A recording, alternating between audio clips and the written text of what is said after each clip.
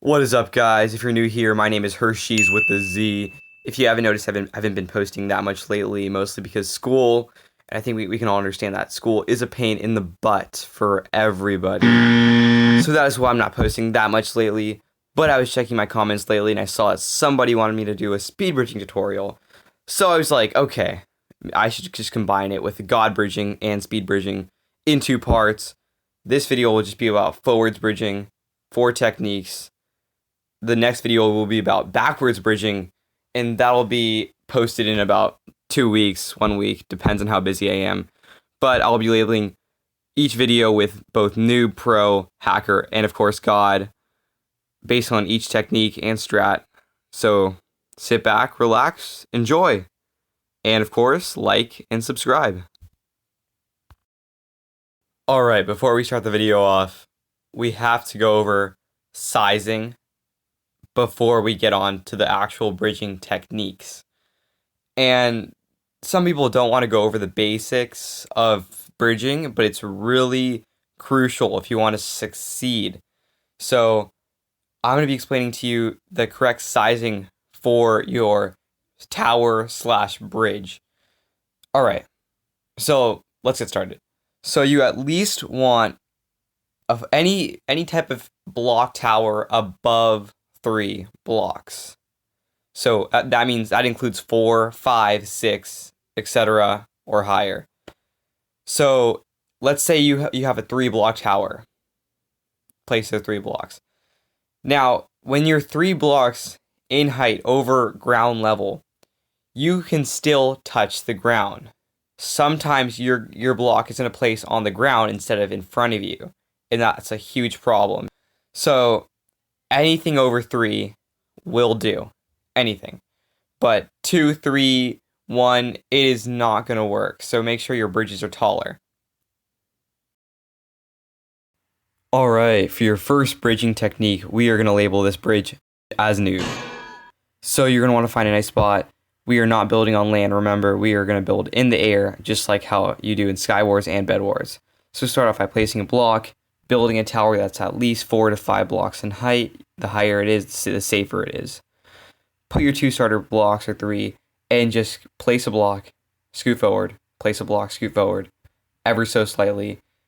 Keep repeating that, and eventually you're going to get faster and faster, as you can see in this clip. So as you can see, if you go too fast, you will fall off. So you have to remember to scooch forward, not crouching, but scooting forward ever so slightly. So not sprinting or not crouching. We're going to try it again. This time we're going to go 6 blocks. So place your blocks, keep doing that over and over again. And the block in front of you is already going to connect to the one that you already placed. So don't worry about misplacing a block, but you have to find that correct angle. And sometimes like you're going to misplace a block, but that is completely fine. It happens. But it all comes with practice. And as you can see, you can get pretty far distances if you practice consistently. Alright, so the pros for this bridging technique is that it's great for beginners. You can go longer distances, meaning you can make longer bridges. It's also overall pretty safe. However, the cons are that you're very vulnerable, meaning you can get easily hit off with any projectile. It's also painfully slow. Alright, for the next bridging technique, we're going to label this bridge as Pro. So you're going to want to start off by building a tower that's at least 4 to 5 blocks in height, just like the noob technique. Put your 2 or 3 starting blocks out to get prepared for the big run. Rock slowly back and forth to get your momentum and then your speed ready. And then try to visualize the correct angle you want and place a block, slowly, just like the noob technique. And this is where you want to get prepared, because this is where you're going to go full out. 3, 2, 1, and just go full out. Click as fast as you can, but not super fast. The weird thing about this technique is that you can't go too fast, or else you'll be placing blocks on top of each other, and that's going to mess up your whole bridge. But you don't want to go too slow, where you'll just fall off. So you basically want to be at the correct click speed, right in the middle. Now, I know this sounds pretty hard, but by the time you practice and just give it a few tries, you'll be able to find this median and it'll be a lot easier for you. But if you're not that good at clicking really fast, then you might want to go try the noob technique before you go on to this pro technique. Just to increase the click speed so that you have more success for this technique. So overall, you have to practice. Definitely, yeah, you need to practice your click speed. But after a while, you'll get it eventually. For the pros of this technique, it is pretty fast and it's also relatively safe, meaning you won't fall off every time. It's also really, really good for mobility. So like say in Skywars or Bed Wars, you can go left, right, forward whenever you want just by turning and placing blocks. So that's how good it is when it comes to going in different directions. However, the cons for this technique is that misplacing blocks can happen. Rarely, I can't say a lot, but it is annoying when that happens, but you shouldn't expect it too much. For this bridging technique, we're going to mark it as hacker. So you're going to want to have your tower and starting blocks ready to go. And as soon as you do that, you want to start rocking back and forth just like the last techniques to get your momentum ready and to prepare yourself for the straightaway. So go back and forth a little bit. And this is when you want to start placing a few blocks just to get the hang of the angle. And once you're feeling comfortable, that's when you start clicking as fast as you can. And I mean, like, don't even hold back. Like, click as fast as you can. This is why it is called hacker, because you're moving at speeds that are not even possible. And it's crazy how it even works, but that's just Minecraft physics for you. So just place as many blocks as you can, go as fast as you can, but sometimes clicking can be tiring, and I understand. So you won't go that far, but you want to practice your click speed again and again until you can click insanely fast. So practice that, practice your clicking. That's the way to go. For the pros of this technique, you're going to be able to bridge super fast. It's also great for PvP. You can bridge to someone's island, kill them in about like 30 seconds. I mean, 20 seconds even if you're that experienced, but it's really good for PvP. You can also get really good distances and pretty far actually in a short amount of time, and that's where that relates to the whole good at PvP thing. So you can go far distances, short amounts of time. Now the cons, however, this technique is pretty hard to learn. Like, hard to learn. But it's doable. It's just all about click speed. That's all you have to learn. It's all about click speed. The angle is alright, but it's all about click speed. Another con is that it's pretty risky.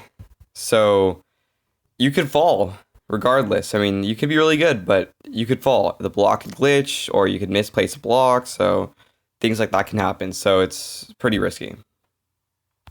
For the last technique, you've all been waiting for it. We're going to label it as God. Just like all the bridging techniques, you want to start off by making that 4 to 5 block tower with those 2 or 3 starting blocks in front. You want to follow the same type of guideline by moving back and forth constantly to get your momentum ready. Now, this is what it gets interesting.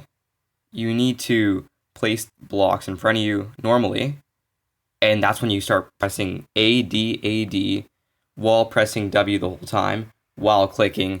I know that sounds super hard. It is. Don't get me wrong. That is why it is labeled as God. But this bridging technique is just amazing. It is so good, but so hard to learn. It took me at least a week or so just to get the hang of it every day.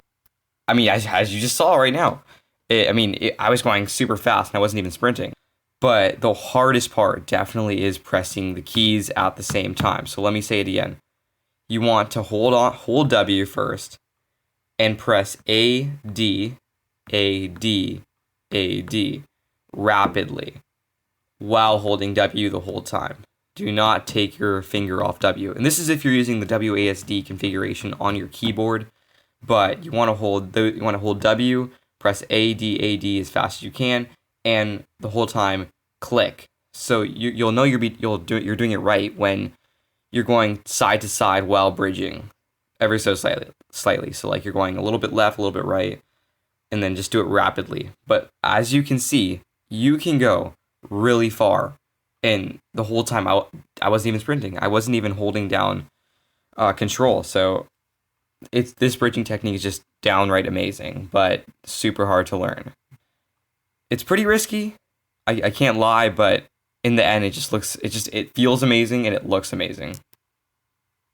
So for the pros of this God technique is that you can go crazy fast without even having to sprint, and that's the most unique thing about this technique, because you won't see any type of fast bridging without having to hold sprint, because of course sprinting will make your quickness just improve by a lot, but this technique totally just destroys that and replaces it with some unbelievable aspect